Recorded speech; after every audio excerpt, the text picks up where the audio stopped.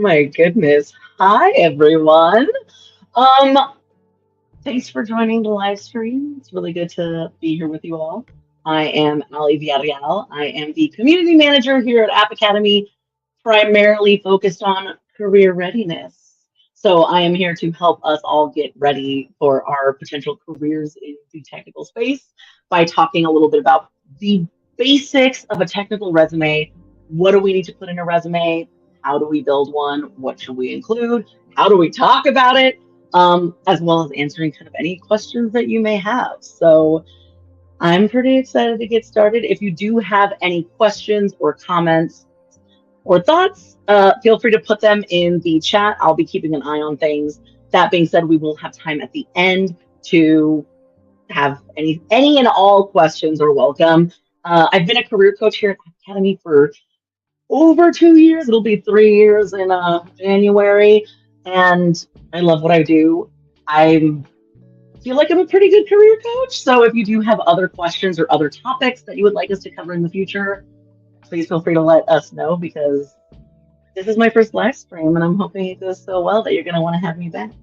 So let's go ahead and jump in. I don't want to waste too much time, and I want to make sure that you guys get the value you are looking for.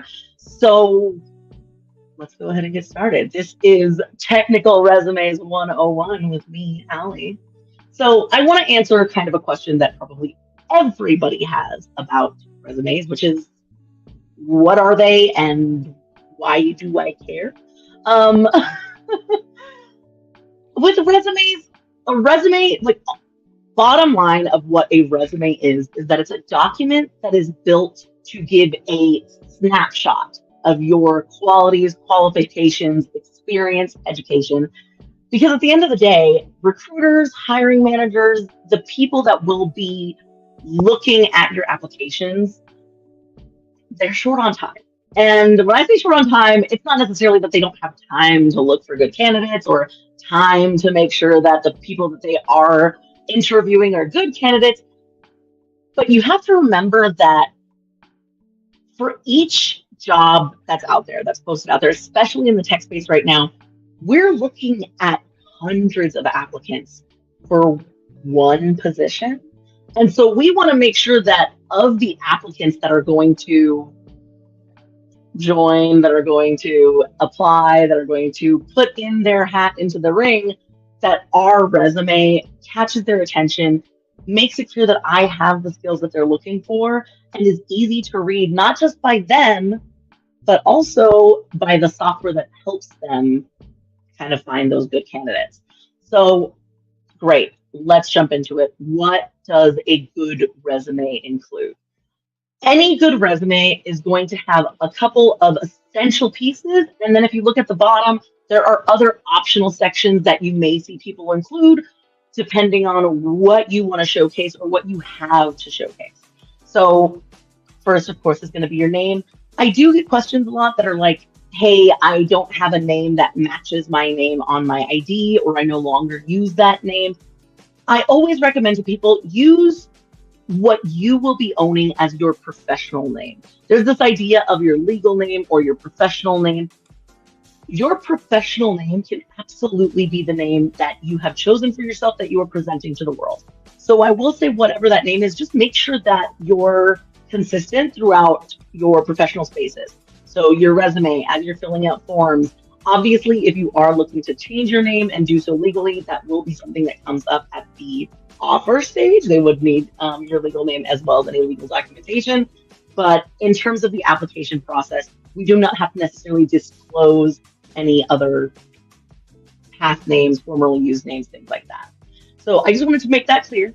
And then, like, for instance, I'm Allie Villarreal, but of course on my driver's license, it says my full name, which happens to be Allison, but I myself have never identified with that name. And so in all professional spaces, on my LinkedIn, on my website, I am Allie. I'm Allie on my resumes. I'm Allie in every way that I care about. So just know that you can also do that too.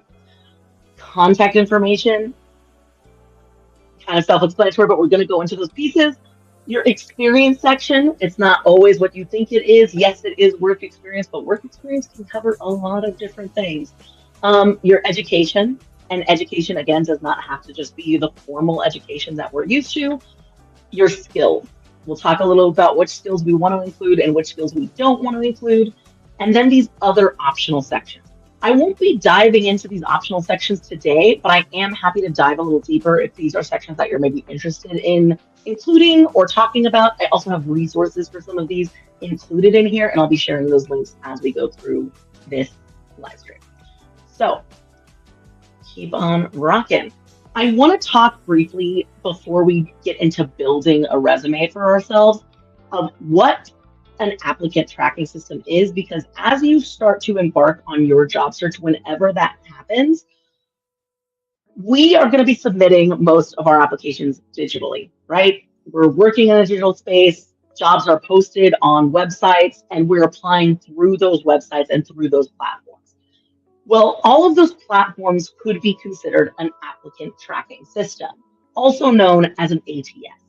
So an ATS is software that has been built to make going through applicants easier, making sure that we're not losing any of the valuable information that you've shared with them.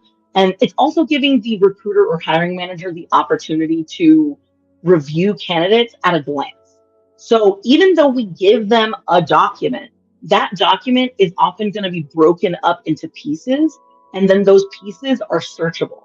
So for instance, if I am a recruiter and I'm looking for somebody with a certain tech stack. So for here at App Academy, we teach, depending on which program, a couple of tech stacks. So if I was in the campus hybrid programs, I may be learning Ruby on Rails, whereas in the, well, JavaScript is for both, but Ruby on Rails is our additional language for the campus hybrid program, and online full-time and online part-time are learning Python. Granted, the Python curriculum is being expanded, so depending on what you're learning, it also could be outside of App Academy if you're joining us outside of our program. So whatever your technical skills are, if I am looking specifically for a software engineer who knows, let's say, Ruby on Rails, of all the people that applied that are in my applicant tracking system, I can literally search by keywords Ruby on Rails. So if that's one of my essential requirements or something that I'm really looking for this particular candidate to have, I can search through that option. I want to make sure that it's on their resume or that they've listed that on their resume, which is why as you guys build your resumes, keywords are so important. Technologies that you know or feel comfortable using are very important, because that's where we're going to get to show our qualifications. Unfortunately, there's really no way around dealing with an applicant tracking system, but it isn't what people think in the sense of it's some magic robot that's going to be rejecting you or approving you and giving you interviews. At the end of the day, it's always going to be a human being that gives that final look at your resume, that's going to give you that either, sorry, not this time email, or hey, we'd like to schedule an interview email. Because at the end of the day, that's what this resume is for. The resume isn't going to be the thing that gets you the job. The resume is going to be what gets you an interview that will hopefully then get you the job. So let's make sure that we get into these pipelines and that we have a strong resume so that we don't miss out. A couple of tips as you all are making your resume. I'll go ahead and just share my screen and take me off so that you can read all of this for a second. Tips for resume creation. One, make sure it is readable. That might seem obvious, but especially since we're dealing both with human eyes as well as digital eyes in a way, that's the software that we're submitting our resume through, we want to make sure that my document is readable by human eyes with professional fonts. So Calibri, Arial, Times New Roman, as long as it's basically a traditional font, I would say that that's fine. You can decide if you prefer serif or sans serif. But one thing that does end up happening, because so much advice out there is all about keeping your resume to one page. It is, especially as early career professionals or people who are just getting started in the tech space, there really isn't a good reason for our resume to be more than one page. And so because of that, it's going to be sometimes hard to see what stays and what goes, especially if we have a previous career, which a lot of our graduates do. a lot of our graduates are career changers. So you may have a lot of valuable experience, but we need to make sure we pare it down to what will be most relevant or what will be most impressive, because at the end of the day, it should have a 10 font at least. I've seen plenty of resumes, and this is where I have to show my screen a little bit. I've seen plenty of resumes that are like, ooh, I can get away with an 8-point font.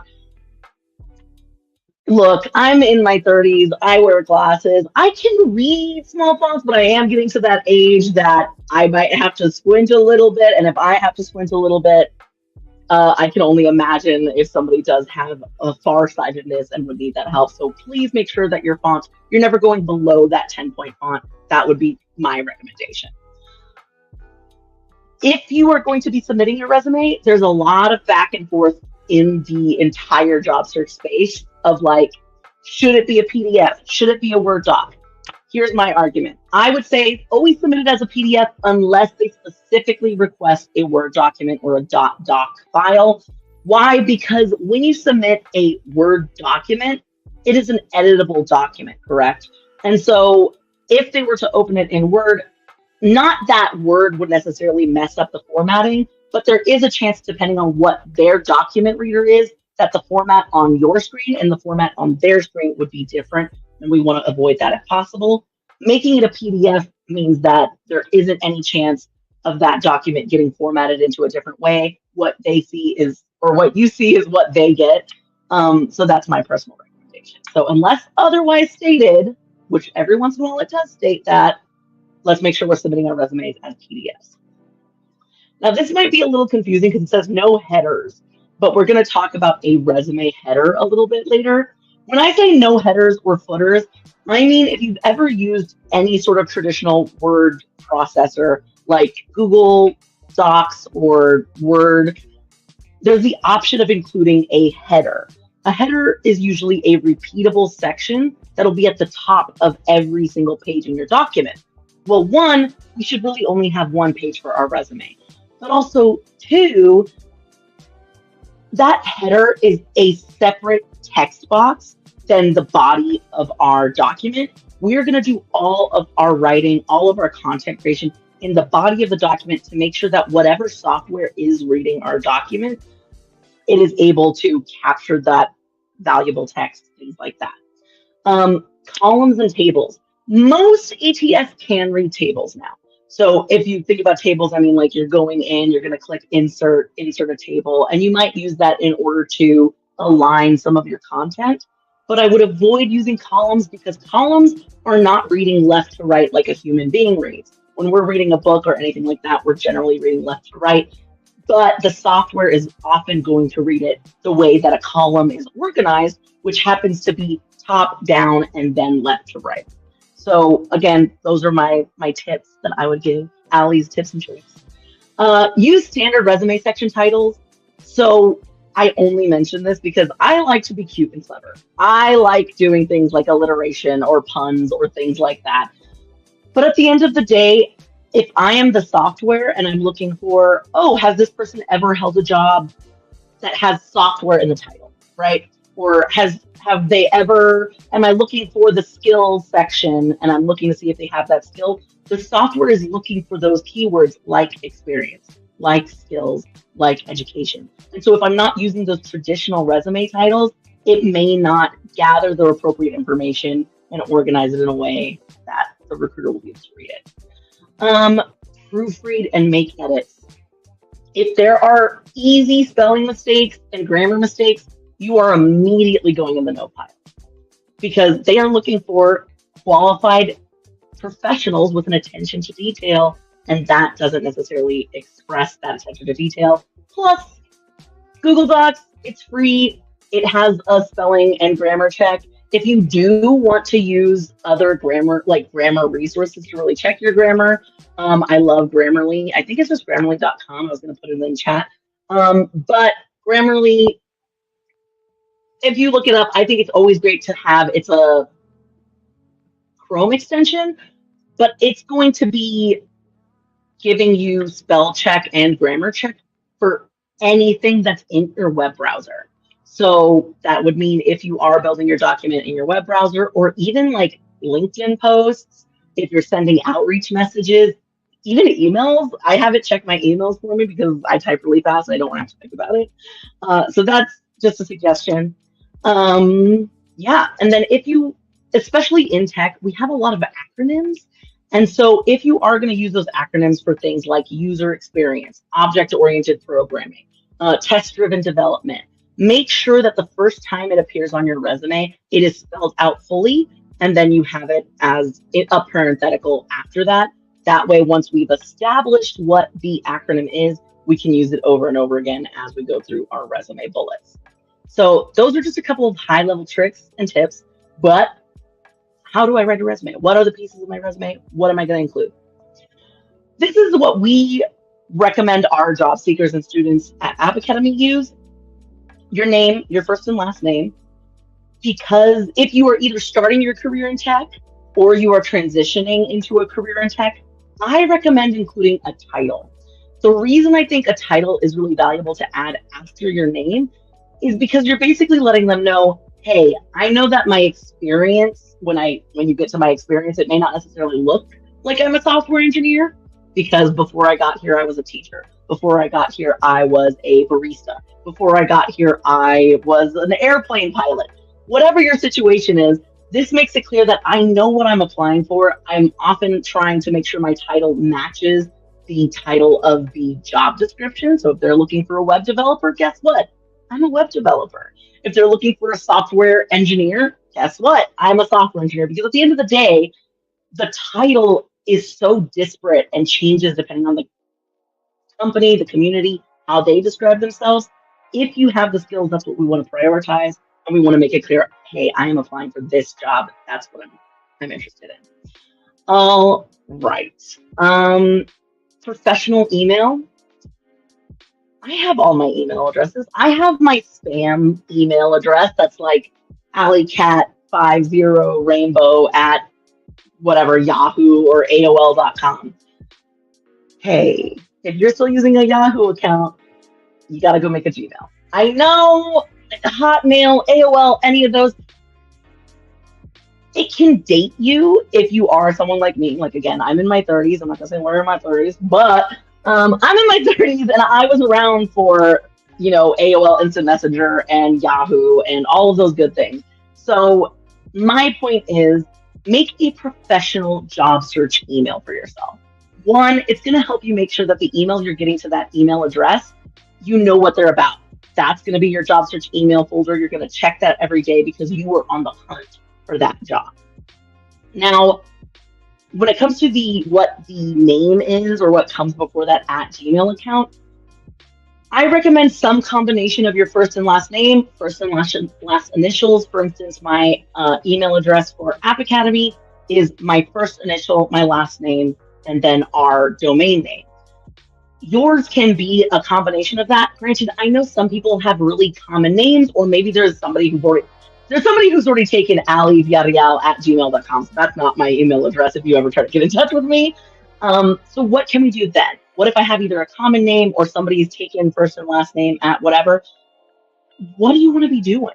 So rather than putting something like the last 2 digits of your birth year, which I know a lot of people do, I recommend not doing that because it can unintentionally age you. So if I'm A Villarreal 80 something, that tells somebody that like, oh, this is how old they are, which, hey, age discrimination should not be a thing, but there is always implicit bias that we may be dealing with, and we want to reduce that if possible. So rather than putting something like my name and my birth year, I would recommend doing something about what you do or that tells them what you do. So maybe I'm going to be like Allie V, the dev, or I'm going to be SWE Allie V, as in software engineer Allie V. So finding some way to make a niche for yourself, to make a username for yourself that you can then own and create as part of your brand is going to be valuable not only in your job search, but also long-term as you start building your career. So I will mention that. Your phone number is technically optional. I know some people feel very precious about their phone numbers, especially because most of the phone calls I get every day are also from scams. That being said, there are still a lot of recruiters that would like to talk to you on the phone or would like that first interaction to be a phone call.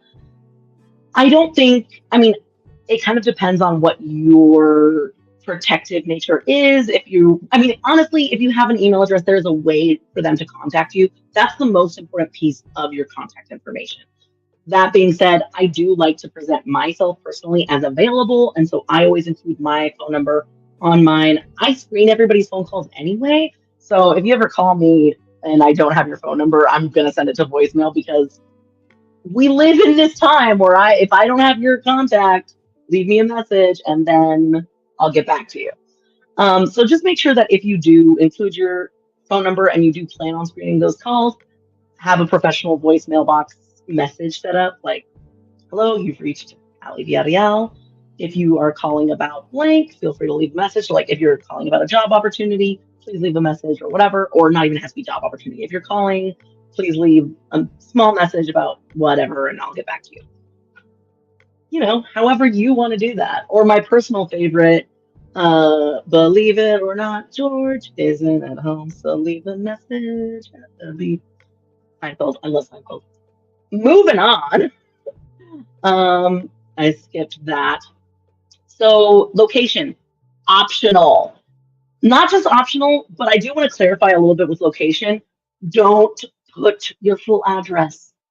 If you look up like resume templates, or maybe you're using a resume template, some of the older ones do have mailing address. There is no reason in this digital age that they need to have our mailing address at this point in time.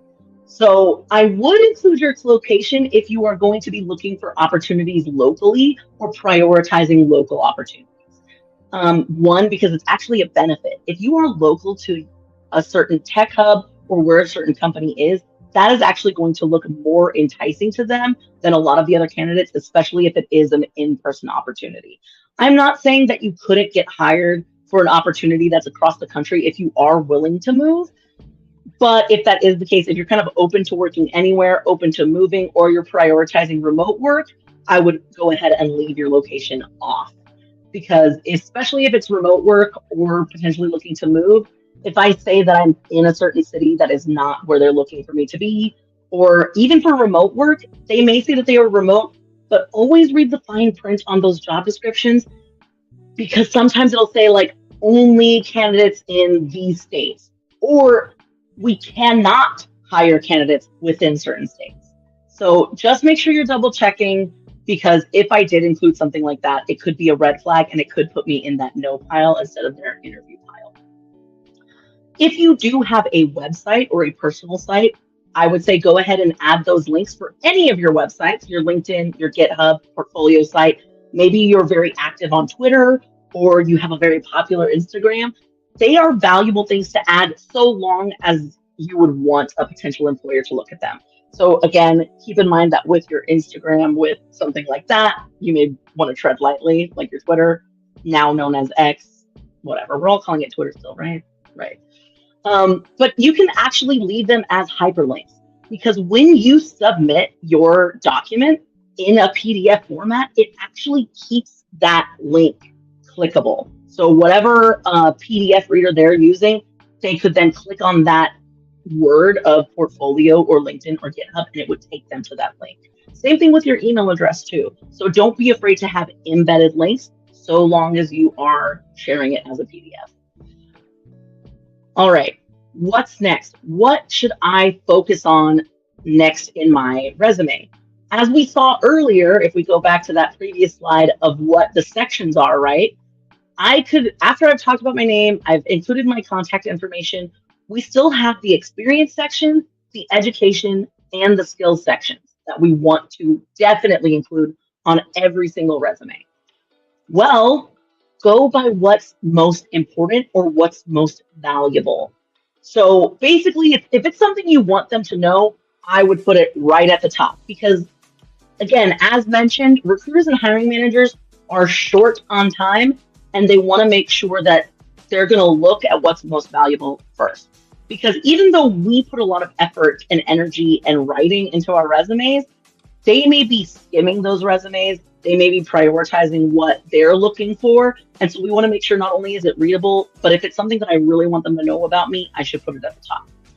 So for example, if we're dealing with these 3 sections, if you have an impressive educational background, so for a lot of us, again, we are choosing the boot camp experience, or maybe we're doing the self-study pathway for ourselves right now. If that's the case, you may not have a bachelor's degree, which is absolutely okay. I have placed hundreds of people without bachelor's degrees. In fact, that's kind of a lot of what we do at App Academy is, hey, I'm not getting a computer science degree. I'm going the boot camp route. So if you do not have a bachelor's degree, do not panic. Maybe you want to put your work experience at the top.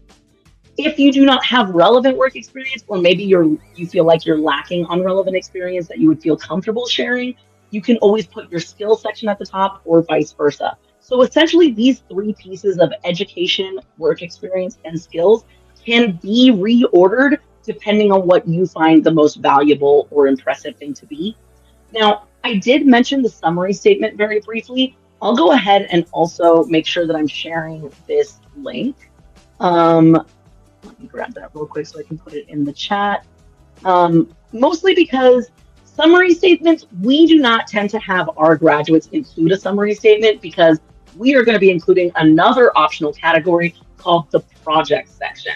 So if you do have personal projects that you're working for, that is a very valuable section to include because it's you talking about the technical work that you've done in the context of your projects. So I will say, maybe if that's something that's interesting to you, I would be happy to come talking about projects or sharing our project work in the job search. But for now, I do want to mention the summary statement because if we are somebody who this would be our first job, we are currently looking for our first job, so we may not have a work experience section.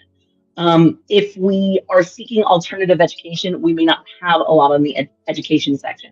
And so even though we want to keep our resume to 1 page, we also don't want it to feel empty. And so one thing that I would say you may include is going to be this summary statement. Now, this is a link from JobScan, and I can go ahead and also show that. I think it'll show. Oh, that's a horrible link. Don't look at that. It should be in the chat for both of you, and you should be able to click on that. But yes, it is just a little bit of information on how to write a summary statement if you are interested in writing a summary statement. Cool. If not, again, I would say add your skills. If you are here in this live stream, I'm assuming that you are learning or starting to learn or exploring your options in tech. The languages, the skills, the ability to code by itself is so valuable. And that's what you would prioritize if you do not have that work experience or that education experience. There is a question that I want to make sure that I catch right now. We'll have a questions section, but Devin said, should I include education information from a different career field, for example, an automotive degree? Yes, absolutely yes. And in fact, I think that's a great segue into my next slide anyway. Perfect. I was just making sure experience was next. I'm going to go ahead and put my face to the side, but I do want you guys to be able to read this. I guess this is the best one. Can I do this? Yeah, that works. All right, so your experience section. You should include your past work experience. So whether it be from a different career field than tech or not, you should include it. Now, do you need to include all of your past work experience? No. But when you are brainstorming things of what you want to include, a couple of reminders. 1, the experience does not have to be paid experience. So one of the biggest barriers to entry for our graduates, for people who are either doing an alternative career route like self-study or another boot camp, we want to make sure that we have some experience to show. That's going to help us get into these pipelines and get a job much faster if we are able to show technical experience. But that's what I'm trying to do, right? I'm trying to get a job in tech. So how can I show technical experience without that job? There are still a lot of options. So I mentioned unpaid work. Once you feel like you're developing the skills to start building applications, start building websites, maybe even start building games for yourself. As soon as you start building something that is shared with the public that is intended to have users, that is work experience. So what I often recommend our graduates do once they finish the program and they go into the job search, try and find some experience. Do you have a friend or a family member that could use a website for whatever their business is? Do you have your favorite coffee shop or restaurant and they're still using like Squarespace or something and it's not really well customized? Offer to build their website. Because if you're building a website for somebody with the intention of it being used by the public, that is work experience. You do not have to be paid for that experience to include it. Also, open source projects. Thank you, Voltoro, because that is true as well. Open source projects are another way that we recommend people get experience, and not just open source, but volunteer work too. There's a lot of really cool platforms and websites like Democracy Lab, or I think it's Catch a Fire. Lots of volunteer opportunities and open source opportunities. Even some of the things that you use are probably open source. So for instance, the like Firefox and like Mozilla Docs, those are open source projects that people contribute to. Granted, you can't just go edit things. Open source does not mean you get to just go play around and mess with somebody's website. You would have to get involved with open source. And if you are interested in getting involved in open source, just mostly because it came up, and if you're looking for what's it called? If you're looking for resources, I am like a resource queen. I have more bookmarks than I know what to do with. But this is my favorite thing to direct people to, is it is a GitHub repo about first contribution. So just if you want to get started in open source, this is a great place to start. So again, you can include experience from all sorts of places, but if we are going to talk about our past work experience, some things that I want you to focus on, especially if it's not related to tech. So I'll give myself as an example. I was a teacher. So part of why I love teaching and part of why I love career work is because I feel like I still get to teach and provide educational opportunities and resources like this live stream. So I want you to think about whatever your past position is. Ask yourself, were there any technical things or technical tools that I used in that job? So we're trying to become software engineers, right? No, you did not necessarily build software in these roles, but there's a lot of things that are similar to this development work that you may have done, or at least I had familiarity and facility with technical tools. So for instance, I would include any sort of technical resources I use, such as Canva or Figma, if I did any sort of like lesson planning and design in that. Maybe you have Photoshop skills, super valuable if you're interested in front-end work. Other technical things, if you were working in any sort of hospitality service, did you have a point of sale system? Because that point of sale system is a technical software. You have experience utilizing software. Or maybe for me as a teacher, I had to handle a database. I had a database of my students that included their grades, any sort of relevant documentation that they may have needed. They each had a file in this database that I was the sole proprietor of. And so I could use that as a bullet if I wanted to talk more about how my teaching experience relates to the work experience I would be doing in a role like this. Granted, if it's something you want to brag about, it does not have to be technical related. What is the most impressive thing you did in your job? When I used to work at the library, I would say the most impressive thing I did was organize events. But especially if I'm looking into wearing multiple hats, or maybe I have a plan to eventually be in management, am I able, or project management? Oh my goodness. There are so many parallels between kind of the work of like developer operations, project management operations that are related to organizing events, organizing lessons. And so any opportunity to show those parallels are going to be valuable. At the end of the day, even if it's not tech related, we still want to focus on where we made a difference. So I would ask yourself, is there any area where I can provide some quantifiable results? I'm going to go into a little more detail as we talk about writing bullets for our resumes in a little bit. But as often as I can, I want to prioritize what is my value? What did I provide to the company? Where can I make an impact? Or yeah, just being able to work in a group environment is actually a skill set too. So one of the things I recommend people talk about is if you ever worked on a team, if there were ever any tools that you use to function or collaborate effectively, things like Slack, things like Discord. These are things that you are using in order to communicate with your team members and communicate with stakeholders. If you're using even like an instant messaging service among your corporation, talk about that. Cool. Your education. Obviously, we're doing it here at App Academy. Your education does not only include traditional education sources. So, a couple of things. If you went to a boot camp, or if you took any courses, maybe it was CS50, maybe you're doing a Coursera course or Udemy, list out the courses that you have completed, or even if you are in process with those courses, because this is one of the most valuable places to show what we know, to show what we've learned and the education that we have sought out in order to be ready to work as developers. So it does not have to only include traditional education. That being said, if you did attend a college, if you got a bachelor's degree in any field, included. My bachelor's degree is in theater and psychology. And even if I was applying to be a software engineer, I would still include that, because there are some job opportunities where they are going to want to see a bachelor's degree, but they still won't care about what the bachelor's degree is in. Every once in a while, it has to do maybe with like reporting that they have to do in their company.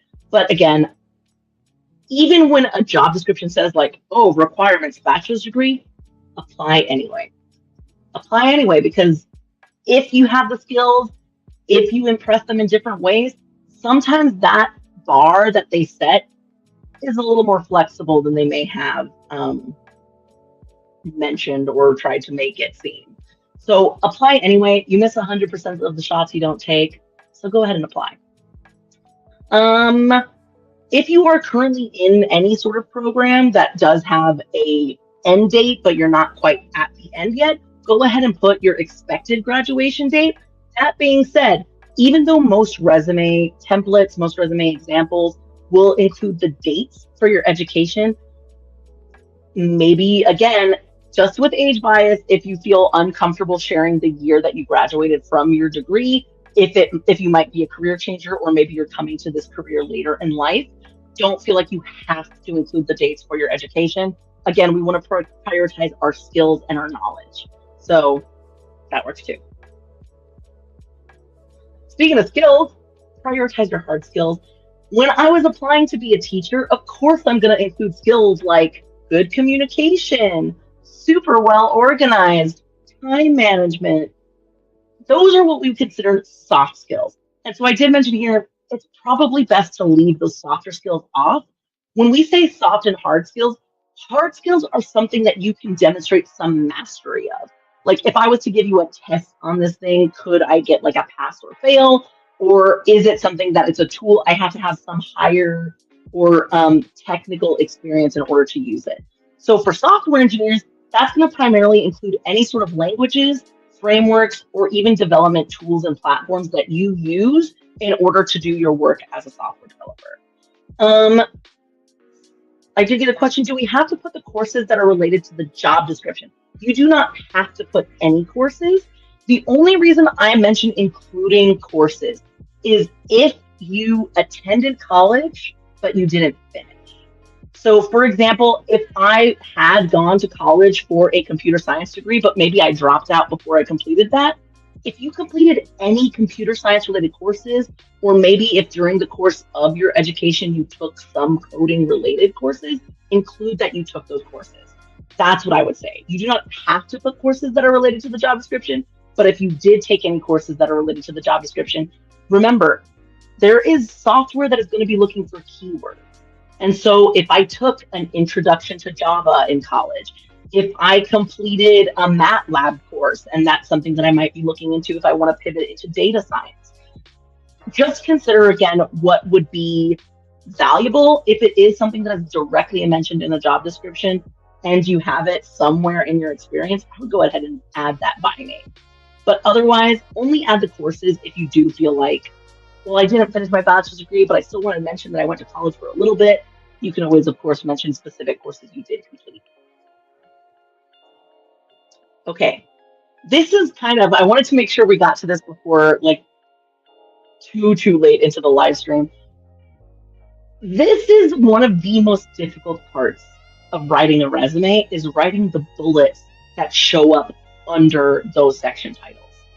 I do want to finish this. So if you've got a degree, we don't necessarily have to put the courses correct. Just put your bachelor's degree.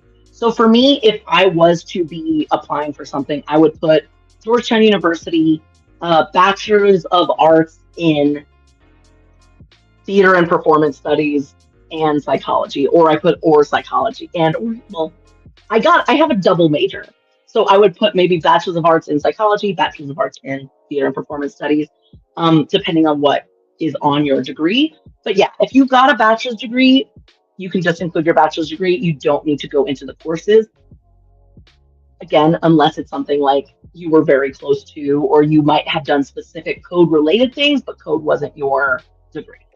So more so, we're always going to be trying with our resume to include specific keywords that match what they're looking for. All right, let's talk about writing bullets because I think that's where a lot of people get stuck.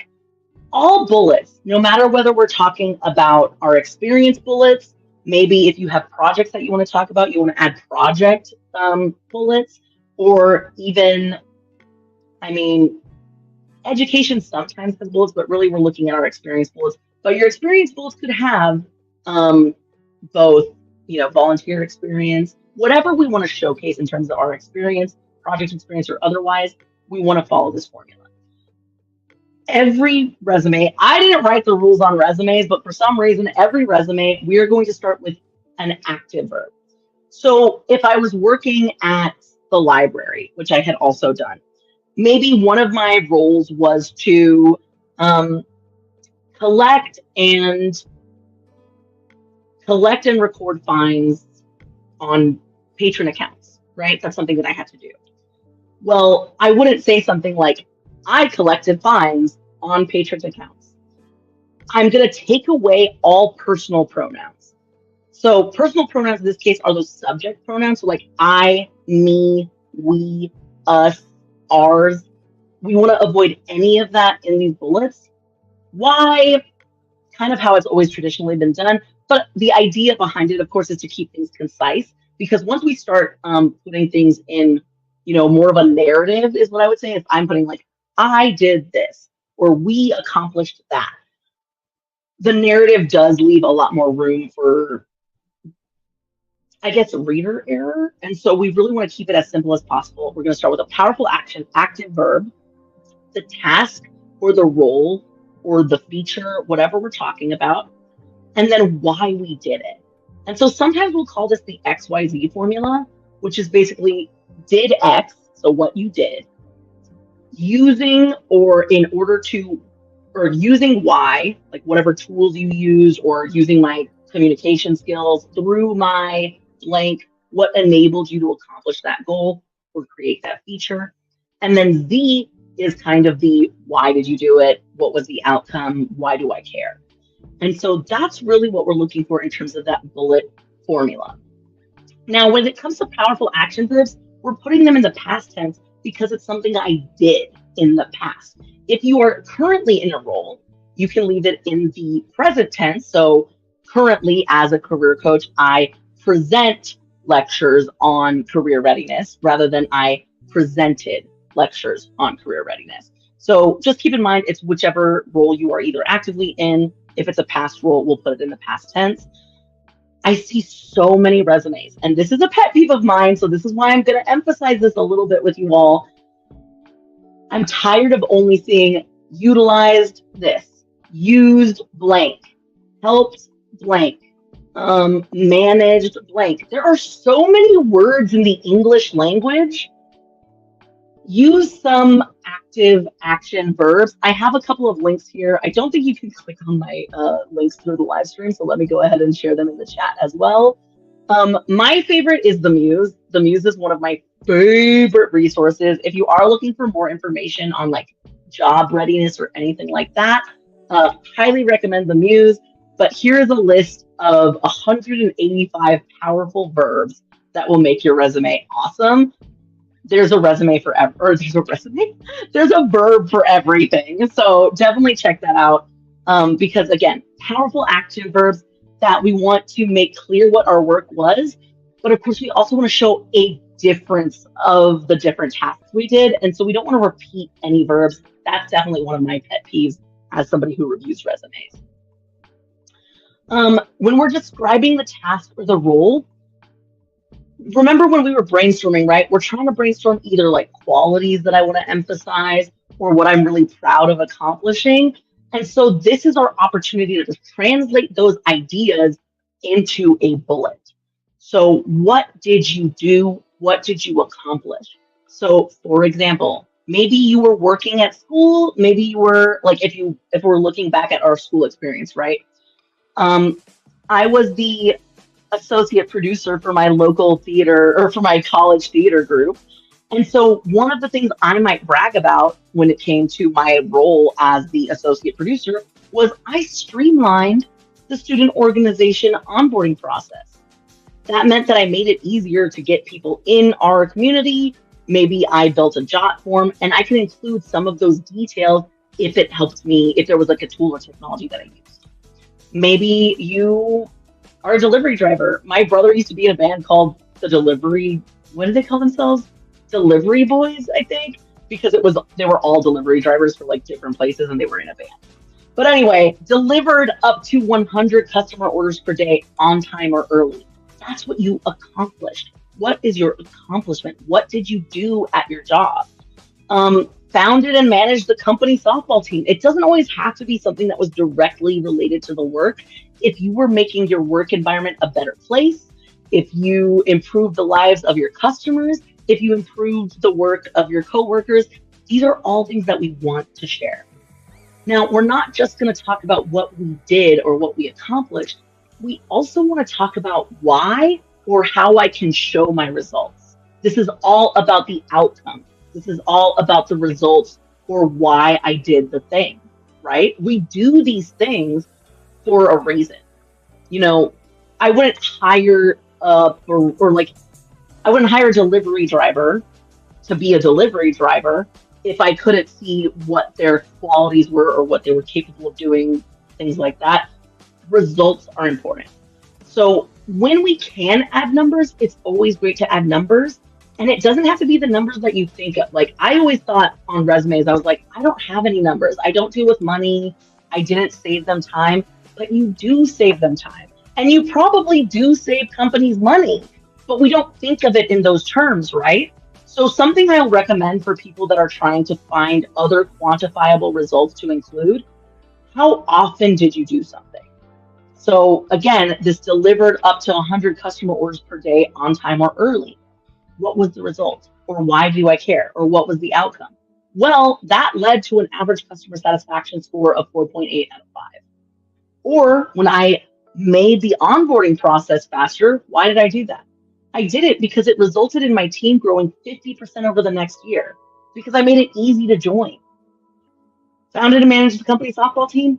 Obviously, that doesn't have a number that I can associate with. I didn't improve, like we won 75%. That doesn't necessarily give me a better outcome, but I did improve the morale and communication that we developed within our team, right? So that is an outcome. Not all outcomes have to be quantifiable, but when we can, I think it's a great idea. Other ideas for results that you can quantify. Team members that you worked with. I know Voltoro mentioned that, like, hey, can you function in a team, a tight-knit team, in a large team? If I've ever trained anybody, even though I've never been a manager. I'm a community manager now, but like I've never been the boss of other people, right? So I couldn't necessarily say that like I managed a team of 17 people that did blah, blah, blah. But you know what I did do? I trained and onboarded upwards of 15 teachers over the course of my tenure as a teacher at my old school. Because I'm friendly, I like teaching, I have been there a while, so guess what? When we got a new teacher, they asked me to train them. Take ownership of that. even if it wasn't specifically in your job description to do something, but you did something that, yeah, maybe you were voluntold to train them, but you trained them. You conducted that training and you onboarded them into that process. So even if you were the person that was just teaching the new kid the point of sale system, you've trained and onboarded X number of employees. Customers impacted. You can even just guesstimate. Now, when I worked at the library, we had to take numbers to see how many people came to the library that day. Well, when I was working at the front desk, out of the 1,000 people that walked through our doors, I probably interacted with, I'll be generous and say the lowest, at the very least, I interacted with 100 customers per day, 100 plus customers per day. And I can mention that. Daily conducted business and provided resources to upwards of 100 customers per day in order to provide a robust customer service experience. Ask yourselves the what did you do and the why did you do it? That's really what most of these bullets are about. What did you accomplish and what was the benefit of you doing that task? Cool. Remember, there are a lot of transferable skills. Even if we weren't software engineers or we've never had a software career before, there are things that are valuable from previous careers that do transfer. Attention to detail, managing and analyzing data. I had to do grades. I had to manage and analyze that data. Talk about it. Leadership, teamwork and collaboration, meeting budgets or strict deadlines, process improvement, and of course, customer service. If you are hoping that by becoming a software engineer, you're never going to have to talk to customers, that's not necessarily true.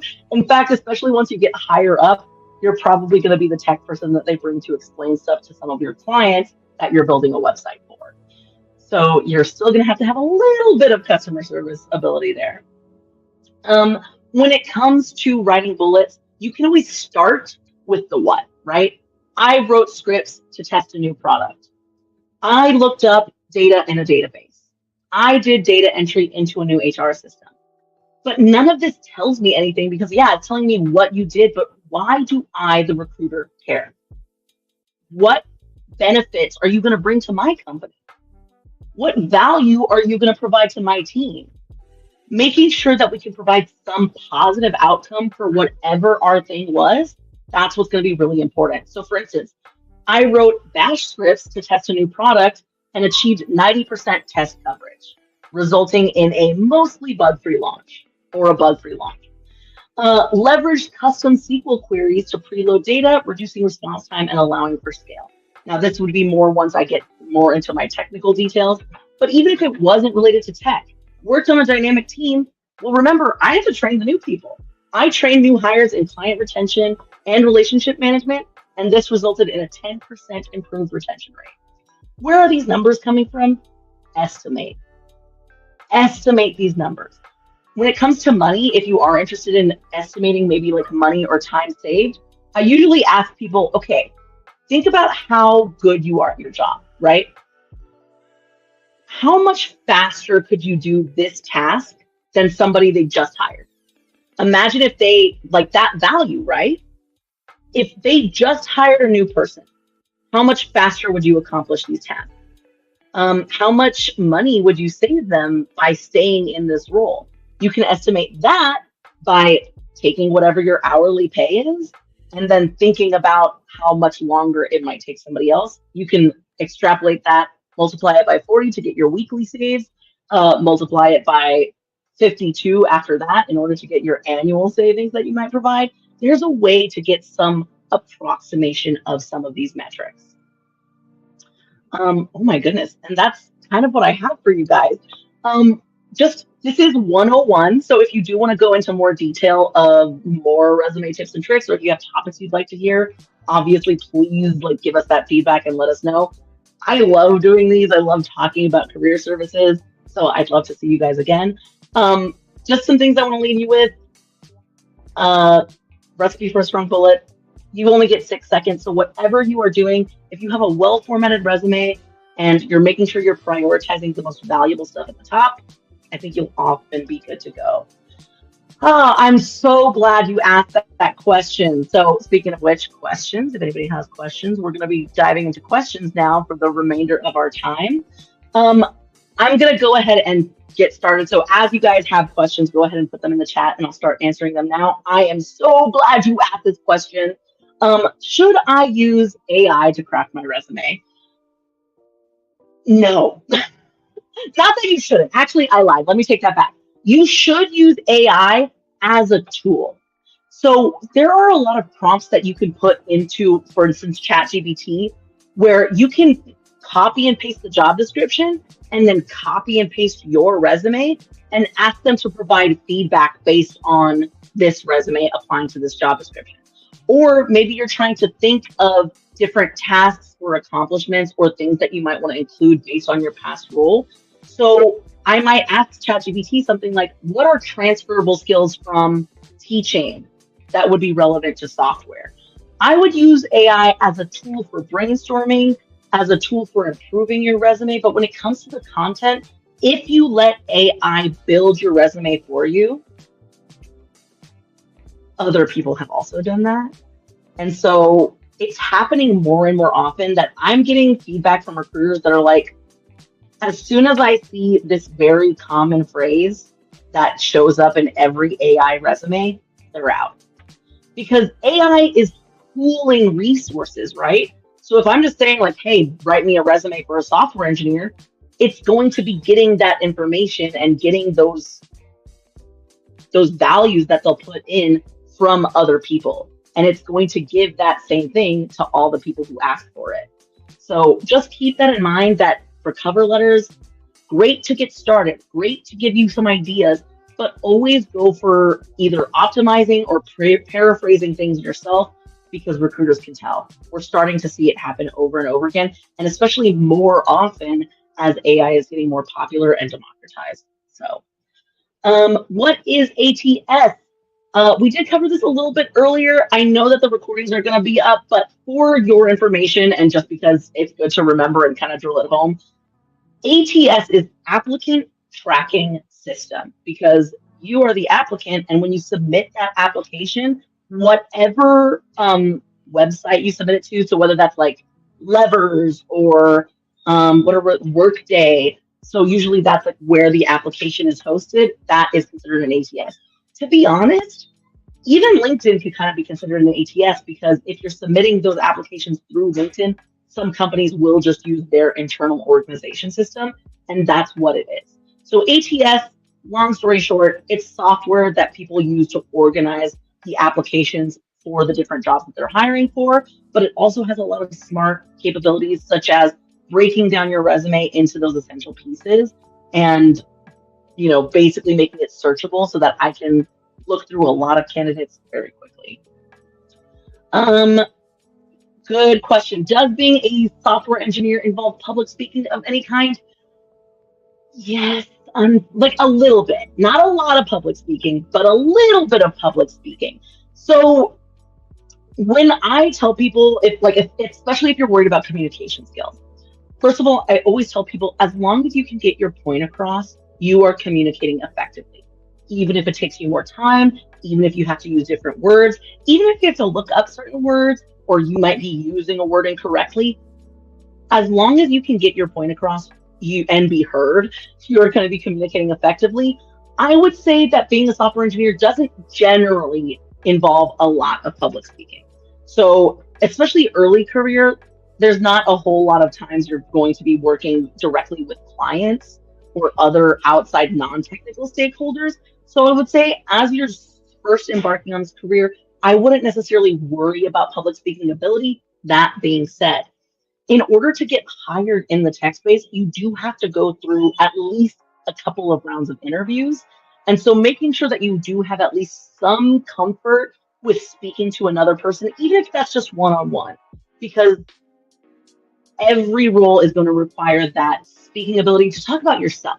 So not necessarily presenting, but making sure that you're able to communicate your values, what you're good at, and feel comfortable in those spaces. So that's actually a great topic too. If we ever do have any sort of like interest in doing some sort of like public speaking, I do love public speaking. Wild. With a theater major? No.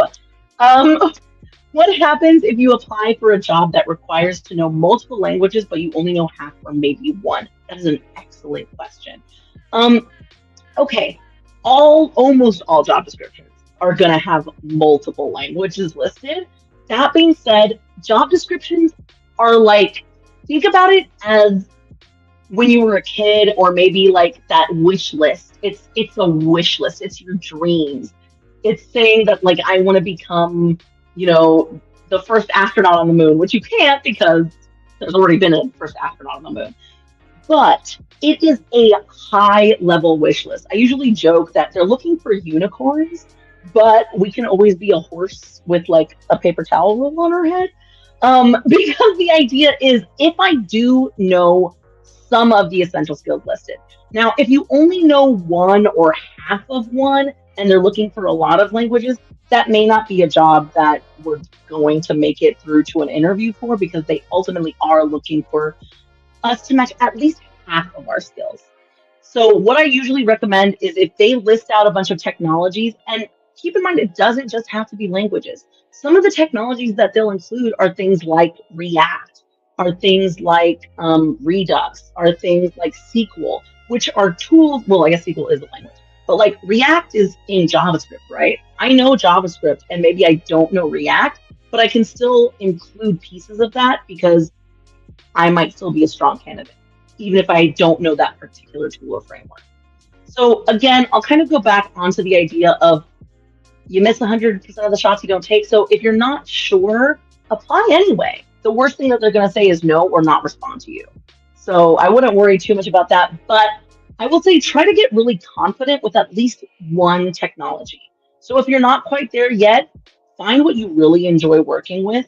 If you really enjoy, for instance, like JavaScript in general, I would add maybe one framework or something that can help you niche yourself into a skill set. Will most jobs provide training? How much knowledge? Sorry, let me show that. How will most jobs provide training? How much knowledge do we have to know when it comes to coding languages? If you are looking to get into tech, but you don't necessarily like you've not built anything yet, there are a couple of companies that are what I would call like a like train to hire companies, or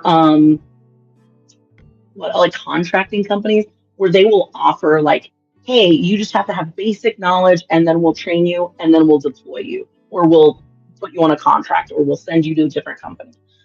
There are companies that will teach you on the job, but that is not by and large the space out there. You do need to know how to code, and I would say you have to be pretty comfortable and confident with at least one coding language.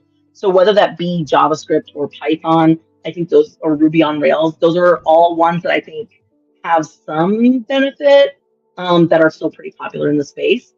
Are there some for software engineers? Yes. I mean, in fact, those companies that I'm saying will like train as they go and hire. There are a couple of them. Some that I think are good are like Accenture, I think is probably one of the largest ones. I know we've had partnerships in the past. We here at App Academy have partnered with, oh, what is that company? It's not Springboard. It is with an S, and now all of a sudden it's completely like evaporated from my brain.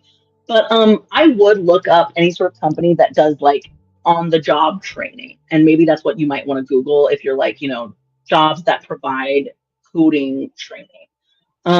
But yeah, generally speaking, if you're wanting to become a software engineer, get good at least one language. I hear App Academy Open gives you the opportunity to learn a coding language if you're interested. So um, I'd say that's going to be one of the best things that you can do to kind of get started. But that's what I got. I really appreciate everybody who's joined us today. If there aren't any other questions, I'm going to go ahead and start ending the stream, but I really appreciate you joining me. I look forward to doing one of these again in the future. And again, if you do have any ideas on future topics or things that you'd like me to cover, especially as related to career readiness, I would love to do that. So thanks for joining me, and I'll see you on the flip side, folks. Ooh, how should you? Well, okay. I'm going to keep talking, I guess. How should you balance shooting your shot versus not blowing your chance with a dream company? I love this, and I'm not, this will be my last one. This will be my last question. Okay. One, you are always allowed to apply over and over and over again to a company. Now, some companies, though, have what they call a cool down period. So if I applied to Google and I got selected for an interview, but then failed at some point during that interview process, or I got the coding challenge, but I didn't pass the coding challenge, you have to wait sometimes 6 months before you can apply again. So if it is your dream company, something that I would recommend you do right now, before you shoot your shot, or if you know that you're not going to be a good fit yet, start connecting and networking with people at that company. So if you're not sure and you don't want to blow your chance, like this is my dream company, this is where I've always wanted to work, I'm super excited about this, go on LinkedIn and reach out to somebody who is in the position you want. So in this case, it might be a junior software engineer. Go reach out to somebody who is a software engineer one or a junior software engineer at that company. And usually because they are junior software engineers and if you come with gratitude and curiosity, it's like, hey, I know you don't know me, but I am so-and-so. And, I would love to connect with you and learn more about what it took for you to get this position, how you went in, or like how you got to this position, any sort of like skills or languages you might recommend I prioritize. I would love some advice. So I would say go ahead and start doing that networking piece. Start trying to reach out to these companies, start trying to get a little more information on what they're looking for, and then we want to show up ready for that match. But honestly, if we do connect with people, you can always ask them, do you think it's worth me applying right now, or do you think I should wait? And if so, what should I work on? What should I study? What should I prepare? I think a lot of people do want to help out where they can. And so, again, the worst thing that happens is they don't respond. So, where is the best place to find other software engineers to ask them questions? That's one of the questions that came up on YouTube. LinkedIn. Honestly, actually, you know what? Especially software engineers, go to where they are. Join Discords. If you go to Google and look up Discords, like developer Discord communities, there are so many Discord communities that you can join. There's probably like subreddits that you should go to. So like r/webdev. People ask a lot of questions. There's a lot of frequently asked questions that are posted in those subreddits. That's a great place to start too.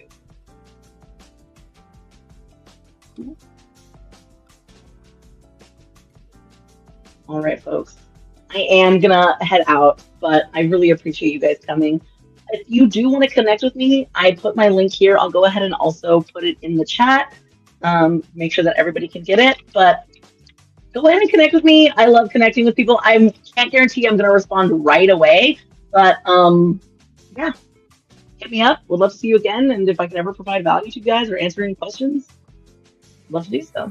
So thanks for coming, and I'll see y'all on the flip side. All right. Bye, guys.